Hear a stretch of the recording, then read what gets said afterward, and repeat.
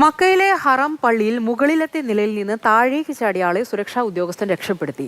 ചാടിയാളുടെ ലക്ഷ്യം ആത്മഹത്യാ ശ്രമം എന്നാണ് സംശയമെങ്കിലും സ്ഥിരീകരിച്ചിട്ടില്ല. ചാടിയ വ്യക്തിയും രക്ഷപ്പെടുത്താൻ ശ്രമിച്ച ഉദ്യോഗസ്ഥനും ഇപ്പോൾ പരിക്കുകളോടെ ആശുപത്രിയിലാണ്.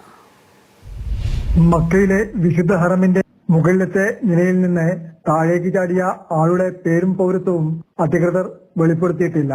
സംഭവം ശ്രദ്ധയിൽപ്പെട്ട സുരക്ഷാ ഉദ്യോഗസ്ഥൻ പെട്ടെന്ന് ഇയാളെ രക്ഷപ്പെടുത്തുവാൻ ശ്രമം നടത്തി.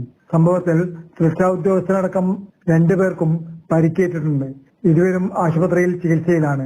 താഴേക്ക് ചാടിയ ആൾ ആത്മഹത്യാ ശ്രമം നടത്തിയതാണെന്നാണ് നിഗമനം. ഇയാളെ തടയുന്നതിനിടെയാണ് സുരക്ഷാ ഉദ്യോഗസ്ഥന് പരിക്കേറ്റത്. മക്കയിലെ ഹറമിൽ തന്റെ കർത്തവ്യങ്ങൾ നിർവഹിക്കുന്നതിനിടെ പരിക്കേറ്റ സുരക്ഷാ ഉദ്യോഗസ്ഥൻ റയീദ് ബിൻ യഹിയ അൽ അഹമ്മദിന്റെ ആരോഗ്യസ്ഥിതി സൗദി ആരോഗ്യമന്ത്രി Prince Abdul Aziz bin Saud bin Nayef telephone കോളിലൂടെ ചോദിച്ചറിഞ്ഞു.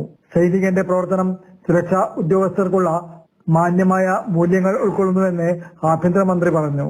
Mathrubhumi news, Mecca.